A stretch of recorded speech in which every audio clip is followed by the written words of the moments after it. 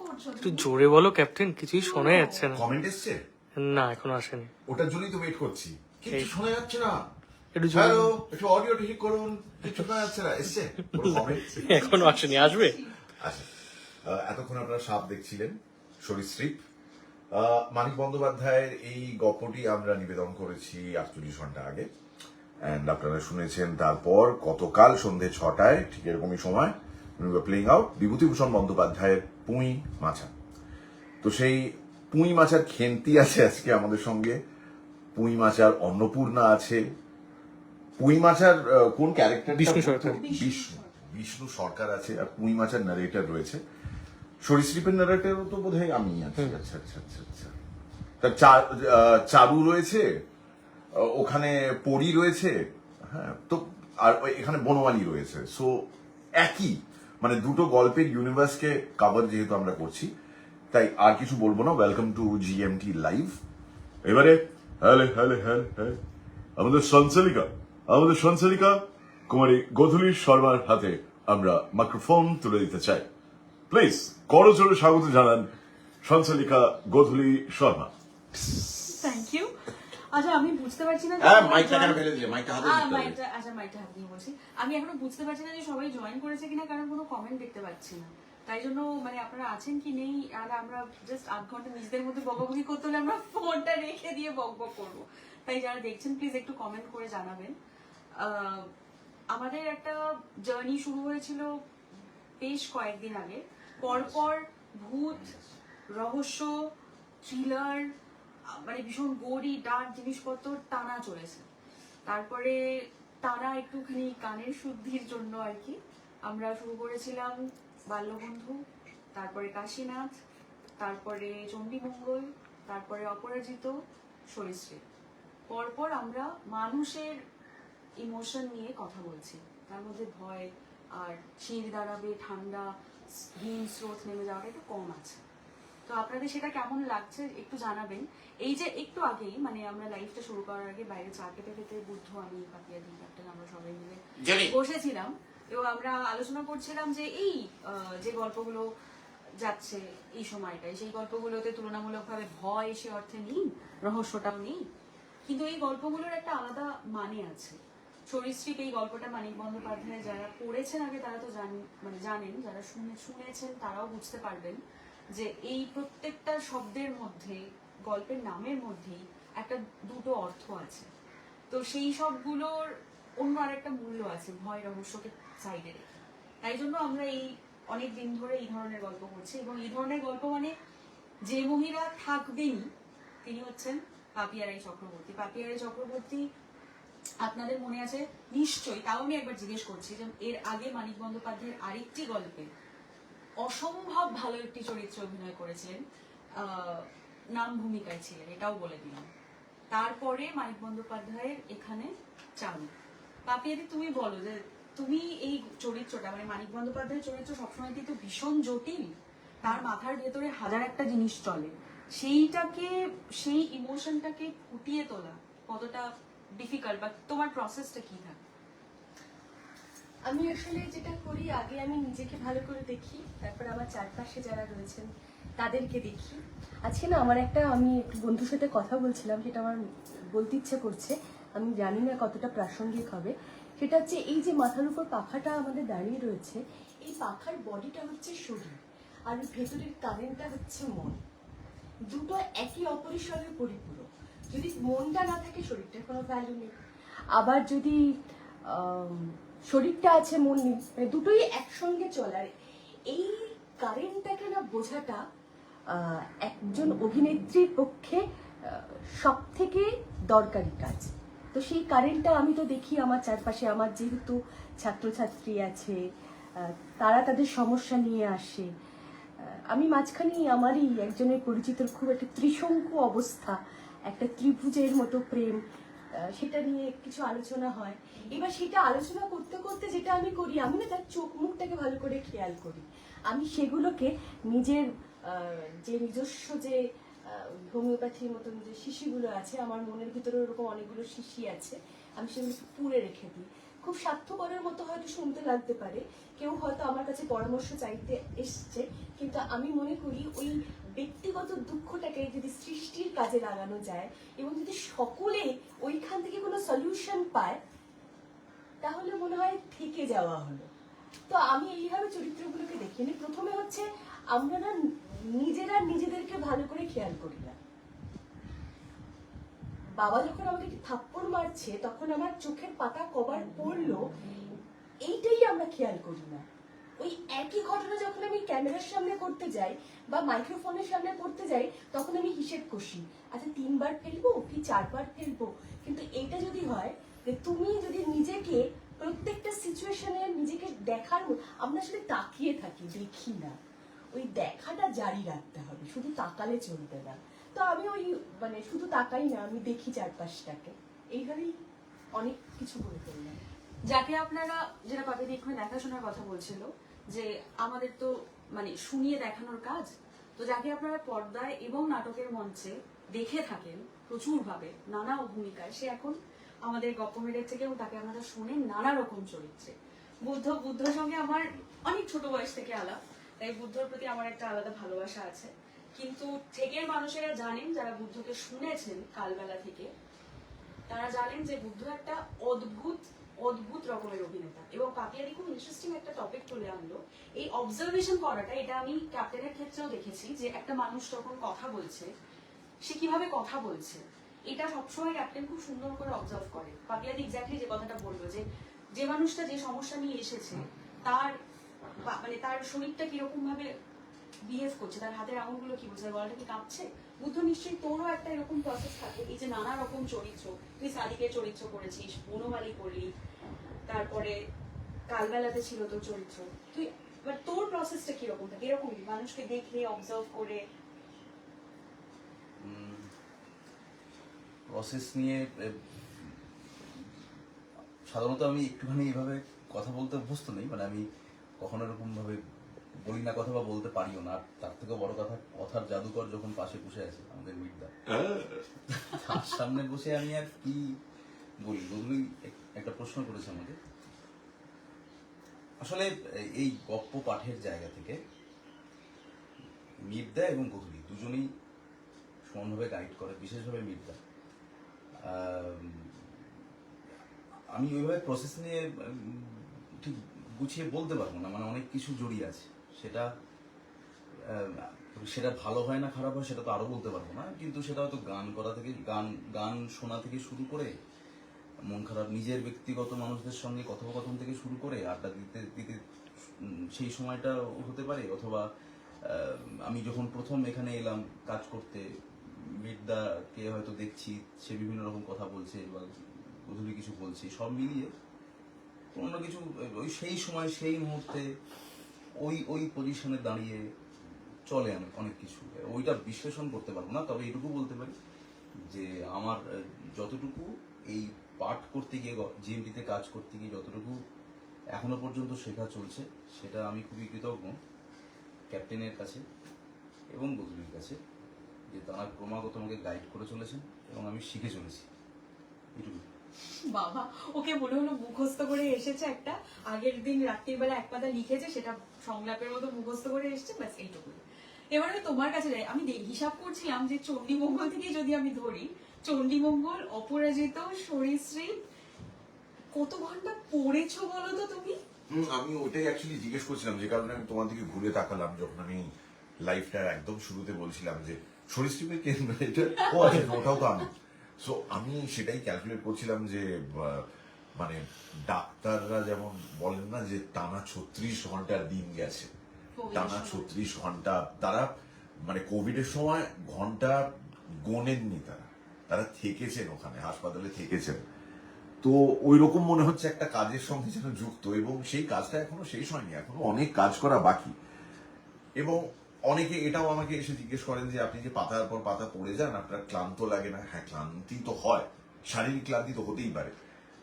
Even একটা খুব traumatic কোনো ডেসক্রিপশন রয়েছে কোনো সিনে, সেইটাকে নারেট করতে গিয়েও ট্রমা হতে পারে। আর্টিস্টের যদি ওইখানে গিয়ে আঘাত না করে ব্যাপারটা, তাহলে তো গলায় বেরোবেই না। So it will affect you.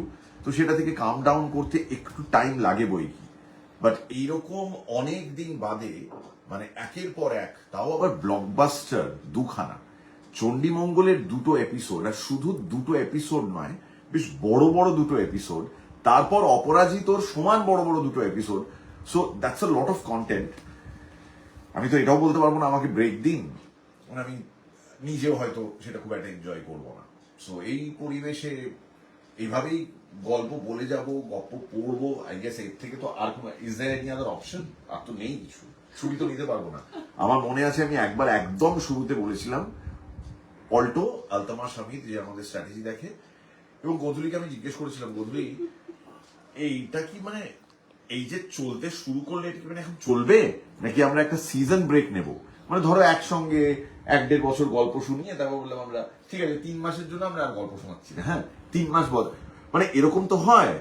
এক একটা ওয়েব সিরিজ দেখেন আপনারা, সেই ওয়েব সিরিজে ধরুন 8টা-9টা এপিসোড, প্রত্যেকটা এপিসোডের কন্টেন্ট যদি 1 ঘন্টার হয় বা 40 মিনিট থেকে 1 ঘন্টা, তার শুট ফুটেজ কতটা হয়েছে, তো সেটা করতে তো একটা পরিশ্রম যায়। আমি দেখলাম ওয়েব সিরিজকেও আপনারা সিজন ব্রেক দেন, কিন্তু অডিও স্টোরিকে সিজন ব্রেক দেওয়ার কথা কেউ কোনোদিন ভাবেইনি। এর আগেও যেখানে আমি ছিলাম সেখানেও কোনোদিন এটা হয়নি, এখানে তো হচ্ছেই না। So it is a tough job, but I have some very beautiful colleagues, Buddhadeb, গধুলি, আর ওখানে পাপিয়া, আর যিনি ফোন ধরে আছেন এই মুহূর্তে শোভন। কা মিলাতে রেখো।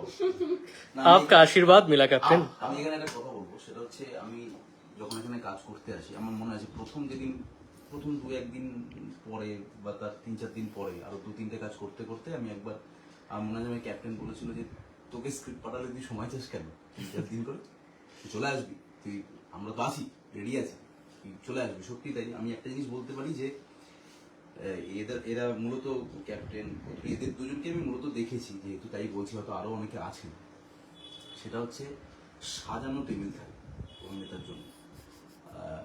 আমি যদি খুব কিছু প্রিপারেশন নাও নিয়ে আসতে পারি, ওইখানে গাইড করে কাজটা ঠিক যেটা তার দরকার সেটা তিনি করিয়ে নেন। আমরা কি কোনো কোচিং ক্লাস খুলছি? ওইরকম বিজ্ঞাপনের মতো বলছি কেন? বিজ্ঞাপনের মতো করে বলছি, এটা হতে পারে, সব পাওয়া যেতে পারে। আপনারা কোচিং ক্লাস চাইতে পারেন ক্যাপ্টেনের কাছে, এটা কিন্তু হতে পারে, এটা দেখুন, আপনারা আবদার জানান। আচ্ছা, বলছি যে কমেন্ট সেকশনে ওই যা হয়, শার্লক আসবে, সবই আসবে, সবকিছুই আসবে। আমরা বড় একটা খবর আজকে দেবো তো, বহু প্রতীক্ষিত আরেকটা গল্প আসতে চলেছে, বলবো তো আমরা লাইভে। হ্যাঁ মানে একটুখানি ধৈর্য ধরুন না। হ্যাঁ। আমি তোমার কাছে সরি একটা প্রশ্ন নিয়ে যাচ্ছি, সরি কিছু মনে করো না। সেটা হচ্ছে যে 4-5টা রিলেশনে তুমি আলাদা আলাদা মুড সেট করেছো, এইটা সত্যি মানে আমি দুটো তোমাকে বলতে পারবো, চণ্ডীমঙ্গল আর অপরাজিত, দুটো পুরো আলাদা। চণ্ডীমঙ্গল যেন একটা মানে একটা রাজামৌলির, একটা বাহুবলীর মতো এরকম ভাবে তৈরি হয়েছে, মিউজিক নিয়ে সবকিছু নিয়ে মনে হবে একটা বাহুবলী শুনতে পাচ্ছি। আর সেখানে অপরাজিত যেন মানে ওই মাথার উপর মধু ইয়েটা পড়ছে, ওই মাসাজটা আস্তে আস্তে ঘুম আসছে, ওরকম টাইপের। এই মুড সেট করো কি করো তুমি? মুড সেটটা অনেকটা মানে ধরুন আপনাকে একটু যে সেন্টিমেন্টে সবাই ভীষণ রকমের অনুপ্রাণিত হন, সেই ধর্ম বা ডিভিনিটি সেন্টিমেন্টেই বোঝাই। একটা মূর্তি আপনি ধরুন বাজার থেকে কিনে আনলেন পুজো করবেন বলে, সেটাকে আপনি বাড়িতে একটা সাফসুতরো জায়গায় রাখলেন, রাখার পর তারপর আপনার মধ্যে যে পরিবর্তনগুলো ছোট ছোট করে আসতে থাকে, তাকে একটা পরিষ্কার বেদিতে প্রতিস্থাপিত করা, তার সামনে আপনি ফুল রাখলেন, চন্দন রাখলেন, আপনি রিলিজিয়াস কোন স্ক্রিপচার রাখলেন, গীতার একটা কপি রাখলেন, তারপর এই পর্যন্ত করে আপনি ভাবলেন আপনার কোনো একটা সেন্স এখনো পর্যন্ত এই ডিভাইন জায়গাটায় পৌঁছচ্ছে না। যদিও এটা বিজ্ঞাপনের মতন শোনাবে, তাও বলছি, আপনি দুটো ধূপকাঠি বের করে ওই ধূপকাঠি জেলে যেই মুহূর্তে ওই মূর্তির সামনে রাখবেন না, ওই যে গন্ধ, সেই গন্ধটায় কিছু একটা হয়। আমি যদি ধর্মকে মাঝখানে নাও রাখি, আমি যদি শুধু খুশবু, মেহেক, সুগন্ধ, সেইটা একটা গলা থেকে বের হওয়া দরকার when it is a subject like Chandimangal কাব্য। কবি কঙ্কন মুকুন্দরাম চক্রবর্তী হওয়ার দুঃসাহস মানুষ তখনই দেখাতে পারে বা প্রয়াস করতে পারে যখন সে মনে মনে ঠিক করে রাখে যে আমার গলাটাকে, এই যে গান ব্যবহৃত হবে, এই যে মিউজিক যাবে, এতগুলো কাবিল অভিনেতাদের অভিনয় যাবে, এই পুরো জিনিসটার উপর একটা অসম্ভব সুন্দর প্রলেপ লাগাতে হবে, গলার প্রলেপ। You love your tandoori kebabs. আমাদের সিঙ্গারা আসার কথা, হ্যাঁ, যে কোনো সময় বেল বাজতে পারে।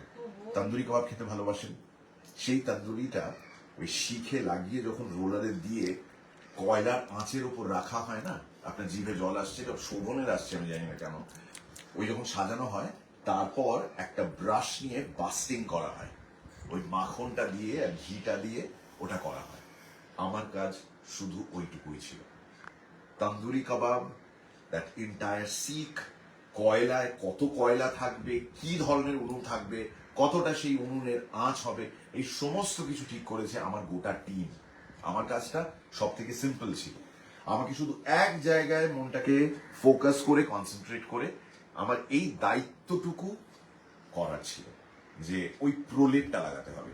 যে কারণে অনেকে আমার টিমের মধ্যেই বলেছে যে ক্যাপ্টেন, এখানে যে গলাটা, মানে প্রথম কথা, আমি যে গলাটায় চণ্ডীমঙ্গল নারেট করেছি সেটা আলটিমেটলি লিসনারের কানে যখন পৌঁছেছে সেটা কিন্তু একটা প্রসেসড গলা, মানে তার উপর আরো কিছু টেকনিক্যাল মশলা দেওয়া হয়েছে, কিন্তু ওই ভাবটা আনতে আমাকে ওই জায়গাটায় নিজেকে নিয়ে যেতে হয়েছে। I wouldn't have said so much had I not been prompted and poked, but এটাই আমার বক্তব্য যে যদি আপনি যে কোনো, শাহরুখ খানের থেকে বেটার ভাবে বলতে পারবেন, যদি আপনি কোনো একটা জিনিসকে না মন থেকে চান, একদম ভেতর থেকে, যে আমাকে এই পরীক্ষায় পাশ করিয়ে দাও ভগবান, ঈশ্বর প্লিজ, এটাতে আমাকে ওই প্রলেপটা লাগাতে হবে, ওই বাস্টিংটা করতে হবে এই প্রোডাক্টে, আমাকে প্লিজ হেল্প করো, সেই আশীর্বাদ, সেই উৎসটা কোথাও না কোথাও বেরিয়েই যায়। আমি এটা ফিল করেছি চণ্ডীমঙ্গলের ক্ষেত্রে, আর আমি এতটাই ঘুরেছিলাম যে চণ্ডীমঙ্গলের পর অপরাজিত শুরু হয়েছে, সেখানে আবার আলাদা একটা গলা টেক্সচার, সেটা নিয়ে কথা বলা, সাউন্ডস্কেপটাই কমপ্লিটলি আলাদা, আমার মাইন্ডস্কেপটাও আলাদা, দুটো সাবজেক্ট আলাদা। কিন্তু চণ্ডীমঙ্গল একটা ঘোরের মতন, অনেকবার আমি নিভৃতে, যখন কারুর সঙ্গে থাকি না, আমি ফিরে ফিরে গিয়ে চণ্ডীমঙ্গল শুনি, তো क्या हुआ अगर 1 মিলিয়ন नहीं हुआ तो।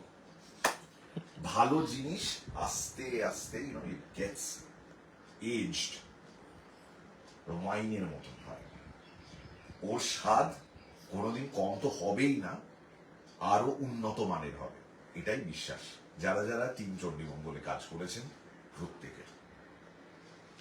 হ্যাঁ, এই তোমার না খুশবু শুনে আমার এমন একটা জিনিস বানালাম, বলবো বোকা বোকা হতে পারে, প্লিজ বল।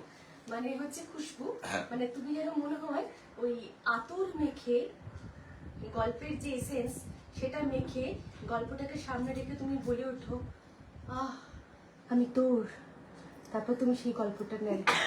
শুনুন, আমি এই মানুষটা, আমি যাচ্ছিলাম একটা প্রশ্নে, এই ধরনের কথা যে মানুষ বলতে পারে, আমার পরে যেটা পাপি থেকে জিজ্ঞেস করবো বলে ভেবে রেখেছিলাম, সেটা ভীষণ সুন্দর যায়।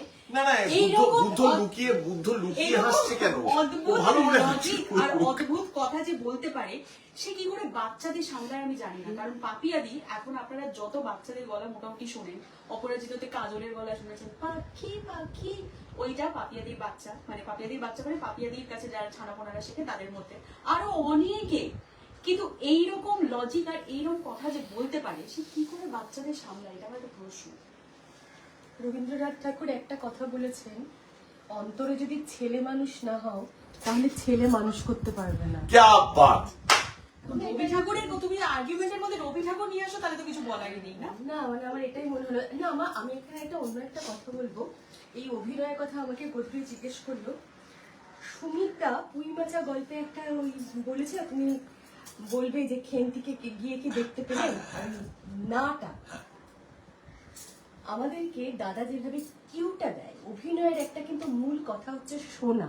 জানে কিউ, জানে কিউ, জানে কিউ, জানে কিউ, জানে কিউ। Thank you. আমি বুদ্ধর কথা আলাদা করে বলবো। বুদ্ধ আমাদের, আমি গধূলিকে ঠিক এক্স্যাক্টলি যে ভাষায় বলেছিলাম আমি সেই ভাষাতেই বলছি। I have no filter. হ্যাঁ, মানে এই লাইফটা হচ্ছে, আমার স্টুডিওতে আছি সন্ধ্যে 6টার পর, সোমবার যেরকম থাকে। Buddha is a very important weapon in our Arsenal. মানে আমাদের তুলিরে বুদ্ধ খুব ইম্পর্টেন্ট একটা অস্ত্র। এবং বুদ্ধ যে কি কি করতে পারে আর কি না করতে পারে সে বিষয়ে বুদ্ধ নিজেই জানে না, তো আমরা কোন ছাড় বলবো। He does not know his own limits. So Buddha আরো এখানে শান্তি আনুক, এটাই চাইবো। মা এই প্রসঙ্গে বলি, মা অনেকবার মেসেজ করেছে, সবার কথা বলেছে, বুদ্ধর কথা বিশেষ করে বলেছে, খুব ভালো লেগেছে। আমি বুদ্ধর কাছে গেছিলাম, মানে এত সিরিয়াস মুখ করে থেকে মজার জিনিস জিজ্ঞেস করি। এই তো মানে এত এত বছর ধরে তুই অভিনয় করছিস মঞ্চে, আমাদের এখানে তো তাও একটা অপশন আছে যে একটা লাইন ভুল হয়ে গেল, চলো আরেকটা রিটেক করা। নাটকে তো সেটা করার কোনো জায়গা নেই। অনেক সময়ই তো হয়েছে যে ভুলে গেছি, ভুল হয়ে গেছে, যেখানে দাঁড়ানোর কথা ছিল দাঁড়াসনি, এই ডায়লগটা দিয়ে কিউ দেওয়ার কথা ছিল সেটা হয়নি। এরকম মজার কিছু ঘটনা মনে আছে, সামলানোর ঘটনা? হ্যাঁ, আমার একবার গোপ খুলে গেছিল, সেই গোপটা লাগাতে গিয়ে আমার সিন চলে গিয়েছে। আমার সিনটা ছিল জানুয়ারি, মানে বিষয়টা ছিল আমার ডায়লগ বলে বেরিয়েছি, বলে বেরোনোর পরে এবার আমার পরে যেটা কাজ ছিল সেটা হচ্ছে আমি জানলা দিয়ে উঁকি মেরে দেখবো কনভারসেশন। তোমার গোপ খুলে গেছিল, আমি গেছি মেকআপ আর্টিস্টের কাছে গোপ ঠিক করতে, এসে দেখি সিনটাই হয়ে গেছে এবং ওই যে জানলাটা দেখবো ওই সেটটাও বেরিয়ে গেছে। এটা হয়েছিল। না, আমাদের মানে অ্যাকচুয়ালি আমরা দেখবেন, আমরা যখন কোনো একটা কন্টেন্ট দেখি না, আমরা তার বিটিএস সম্পর্কে আরো বেশি আগ্রহী হই, যে কারণে অনেক বাঘা বাঘা জিনিসের খুব ভালো ভালো ভিডিও কন্টেন্টে বিটিএস ভীষণ হিট। প্রচুর সিনেমাতে আপনি বিটিএস শটস এনজয় করেন। অনেকে বিটিএস হলে যখন সিনেমাটা দেখছেন বিটিএস এর জন্য তারা থেমে যান, ওই যে বেরোতে বেরোতে বেরোতে বেরোতে পরে শোটাও আরম্ভ হয়ে যাবে, কিন্তু লোকে দাঁড়িয়ে দেখছে, কারণ ওই এন্ড ক্রেডিটস এর সঙ্গে বিটিএসটাও পাঞ্চ করে দেওয়া হয়েছে। সো অ্যাক্টরের লাইফের বিহাইন্ড দ্য সিনস কি কি রকম হতে পারে আপনি ভাবতে পারবেন না। আমি মিরাকেলের সেটে এই সূত্রে আমি বলছি, প্লিজ একটা বলতে মেরি ভাই কতবার হাগা পেয়েছে, আমি এই থেকে অন্যভাবে কিছু আপনাদের বলতে পারবো না। সত্যি তাই, ভেরি সিম্পল একটা জিনিস সবার পায়, যেটা হাগা। আর লাইটস এর তলায় জ্যাকেট ফ্যাকেট পরে একটু গরম তো লাগতেই পারে।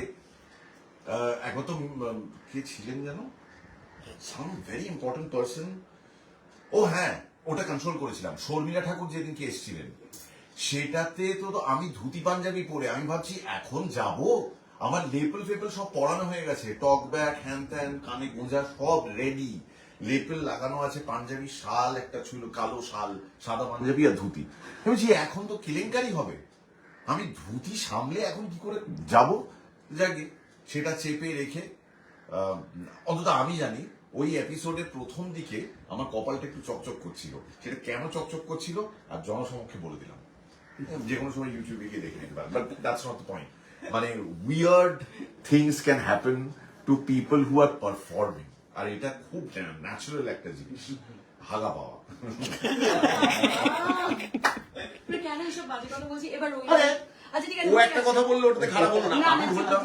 ঠিকই। পাপিয়া তোমার এরকম কিছু? না ঠিক এটার মধ্যে কি আমার আছে? আমি ওই ক্যাটাগরির কথা বলছি না, তোমার মানে এরকম এরকম স্টেজে কোনো তুমি কথা হিলেরিয়াস, বলতে গিয়ে কারণ তুমিও তো একজন ভুলে পারফর্মার। গেছো, কি করে ম্যানেজ দিয়েছো সেই ঘটনার কথা বলছে। না আমার যেটা একটা বিষয় আছে, আমি খুব একটা কবিতার লাইন ভুলে যাই না, আমি সংসারের সমস্ত কিছু ভুলে যাই, কিন্তু কবিতার লাইন ভুলেছি এরকম আমার আজ পর্যন্ত কখনো হয় না। এটা গুড, ইমমর্টাল হয়ে যাও। আচ্ছা এবার রবিবারের গল্পটার কথা বলি। রবিবারের গল্পটা মানে ওইটা ওই যে দেখুন, যেটা এখন চলছে, একটু আগে শুনছি, যেটা এখন কই মাজা চলছে। গত রবিবার মানে গতকাল সন্ধ্যে 6টার সময় কই মাজা বেরিয়েছে। তবে থেকে আমরা এই জিএমপি শর্ট শুরু করেছি, তবে থেকে প্রচুর মানুষ ছোট গল্প যেহেতু তাড়াতাড়ি পড়া হয়ে যায় এবং ছোট গল্প আমাদের জন্য তাড়াতাড়ি পড়ে ফেলি, তাই আমাদের প্রচুর ছোট গল্পের ভান্ডার আছে, তাই প্রচুর মানুষ লম্বা রিকোয়েস্ট পাঠিয়েছিলেন, তার মধ্যে কুই মাছের রিকোয়েস্ট ছিল, তো সেই জন্য সেটা আরো বিশেষ করে দেওয়া। বিভূতিভূষণের গল্প সবসময় দিই তো ভীষণ একটা ভালো গল্প হলে, আনন্দের গল্প হলেও কিরকম মনের মধ্যে একটা শোক, একটা দুঃখ, কিরকম একটা যেন একটা রেশ রেখে যায়, এবং সেটাই এটার সব থেকে বড় চরিত্র আর কি গল্পগুলোর। সেখানেও পাপিয়াদি অন্নপূর্ণার চরিত্র, এবং দুটো পুরো আলাদা, কমপ্লিটলি আলাদা চরিত্র। কুইমাজাতে আমাদের একটি ছোট বাচ্চা, কি নাম ছিল জানো ওর? শ্রীনিকা শ্রীনিকা আর স্বস্তিকা। শ্রীনিকা আর স্বস্তিকা, সেটাও সেই দুটো বাচ্চাও ভীষণ কিউট কাজ করেছে। প্লিজ আপনারা এটা And শুনবেন। special mention for Sumit সোমার। হ্যাঁ, বলছে। এবং অবভিয়াসলি সুমিত দা এরকম অসহায় পিতার চরিত্র অনেকবার অভিনয় করেছেন। ইনফ্যাক্ট সুমিত দার সঙ্গে গত সপ্তাহে সুমিত দা যখন রেকর্ড করতে এসেছিলেন, সুমিত দার এখানে জিএমটিতে রেকর্ড করা প্রথম গল্প হচ্ছে পথের পাঁচালী, এবং সেখানেও জায়গায় জায়গায় হরিহরকে খুবই অসহায় হয়ে যেতে হয়েছে। এবং এই কষ্টটা সুমিত দা অসম্ভব ভালো ফুটিয়ে তোলেন, মানে চোখে জল চলে আসে। যারা সহায় হরি শুনেছেন, সহায় হরিকে তারা জানেন, যারা শোনেননি তারা অবশ্যই শুনবেন। আর আমি একটু দেখি কোয়েশ্চেন। আচ্ছা, তারানাথ তান্ত্রিক আর ভাদুরী মশাই কবে আসবেন? তারানাথ তান্ত্রিক আর ভাদুরী মশাইয়ের কথা আমাকে জিজ্ঞেস করবেন না। আমি তারানাথ তান্ত্রিকের ব্যাপারটা বলবো একটু প্লিজ। বলো। বৃষ্টি হচ্ছে এখন? হ্যাঁ, আমি আচ্ছা তুমি নিয়ে নিলে এটাই। বৃষ্টি হচ্ছে? আগে বৃষ্টি নামা, তারপর ভেবে দেখবো। গরমে যে জিনিসটা মানে প্রকাশ্যে বলা যায় না, ওটা ফাটছে। বৃষ্টি হচ্ছে, তারানাথ তান্ত্রিক বাট এত তাড়া কিসের? আপনারা তো তারানাথ তান্ত্রিক। ওয়েট করুন, বৃষ্টি নামুক, ঠাকুর মশাই দেখা দেবেন, ও সরি সোনা দেবেন। আর নীরেন ভাদুরীর কথা আমাকে জিজ্ঞেস করবেন না। নীরেন ভাদুরী মশাই তো এখন ব্যস্ত আছেন, ওই দণ্ড নিয়ে বসে আছেন। ততক্ষণ না উনি সেটা নিয়ে কি করবেন আমাদের নাম বলছেন, ততক্ষণ অব্দি আমরা কিচ্ছু করতে পারবো না। কিন্তু এর মধ্যে খুবই গুরুত্বপূর্ণ একটা গল্প আসতে চলেছে, আর 2 মিনিট আছে, সেই বিষয়ে একটু বলি আপনাদের। হ্যাঁ, আপনারা অনেকেই ভেবেছিলেন আমরা বিশ্বাসঘাতকতা করেছি, করিনি, বিশ্বাস করুন। এবং আপনাদের জন্য যাতে সবসময়তেই যেটা হয়, সেকেন্ড এপিসোডটা আপনারা মন দিয়ে শোনেন না, এই প্রসঙ্গে বলি, চণ্ডীমঙ্গল যারা ফার্স্ট এপিসোড শুনেছেন তারা দয়া করে সেকেন্ড এপিসোডটা শুনুন, কারণ আরো অনেক বেশি গান আছে। কারণ হাফে এসে আপনারা আটকে গেছেন। 7 সব মিলিয়ে 1 মিলিয়ন হয়েছে, কিন্তু ফার্স্ট এপিসোড প্রায় 700 এর উপর, 700K এর উপর লোক it's more than 750K. more than 750K। বাকিটা পুরো হাফ হয়ে গেছে। তাই বলছি, যারা তুলে রেখে দিয়েছেন তার থেকে নামিয়ে শুনে ফেলুন, নাহলে কিন্তু খুব মিস করবেন। ঠিক সেইভাবেই বিশ্বাসঘাতকের সন্ধানে আপনাদের জন্যই 2টো এপিসোড আমরা ভাগ করছি না, এবং একটা বিশাল বড় গল্প হতে চলেছে। বিশাল বড় গল্প একটাই এপিসোডে আসবে এই শনিবার, শুধুমাত্র আপনাদের জন্য। কারণ এটা করতে আমাদের প্রত্যেকের প্রচুর খাটনি গেছে। এবং এই বিশ্বাসঘাতকের সন্ধানেতে প্রচুর মানুষ আছেন, প্রচুর মানুষ। যারা আগে ছিলেন, আমি একটা রিপিট করে দিচ্ছি, নতুন যারা কাজ করেছেন সেটা আমি বলবো না এখন, সেগুলো সব ক্রমশ প্রকাশ্য। কিন্তু যারা আগেও ছিলেন, এবারেও আছেন, তাদের মধ্যে অনিল শেখাওয়াতের চরিত্রে সুদীপ মুখার্জি, সাদিকের চরিত্রে বুদ্ধ, তুষার রঙ্গনাথনের চরিত্রে স্বয়ং উনি, আশরাফ খানের চরিত্রে অনুজয়, মাথুরের চরিত্রে দুর্বার, আমি আর কাউকে মিস করছি, নারেটর সোমক। আপনারা অনেক দিন ধরে বলছিলেন যে সোমক কোথায়, সোমককে কেন ডাকা হচ্ছে না। সোমক একদম স্পেশাল প্রজেক্টে, স্পেশাল কাজের জন্য সোমকের জায়গাটা তোলা থাকে। তো নারেটর সোমক, রুমার চরিত্রে, ও হ্যাঁ রুমার, সরি ভুলে গেছিলাম। আসলে এত মার তখন থেকে তো তোমার দিকে ইশারা করছে শোভন। আসলে আমি এত মার খেয়েছি না, আমি ভুলে গেছি যে পরের বারে আমি আছি না নেই। রুমার চরিত্রে আমি, আর তো রিপিট কেউ নেই, বাকি অনেকেই মরে গেছে। আর নতুন যারা আছেন, যার মধ্যে 2টো চরিত্র নিয়ে প্রচুর কোয়েশ্চেন ছিল, যে রানা আর অমল, যারা বই পড়েছে তারা জানে যে রানা আর অমলের ভূমিকায় কে আছে। সেটাও 2টো বড় সারপ্রাইজ, আরো অনেক সারপ্রাইজ আছে। এর থেকে বেশি আর কিছু বলতে পারবো না, আপনারা অপেক্ষা করুন শনিবারের জন্য। তোমাদের কারোর কিছু বলার আছে? তোমার কিছু বলার আছে? না, আমার সব শেষে শুধু এইটুকু বলার যে বিশ্বাসঘাতকের সন্ধানে তুষার রঙ্গনাথনের মতো করে বলো, এই শনিবার আসছে। এটা করে কি লাইভটা শেষ হয়ে যাবে? হ্যাঁ। ও তাহলে লাইক শেয়ার সাবস্ক্রাইব আমাকে শিখিয়ে দিয়েছেন, লাইক শেয়ার সাবস্ক্রাইব। এটাই বলো তুমি, তুষারের মতো করেই বলো।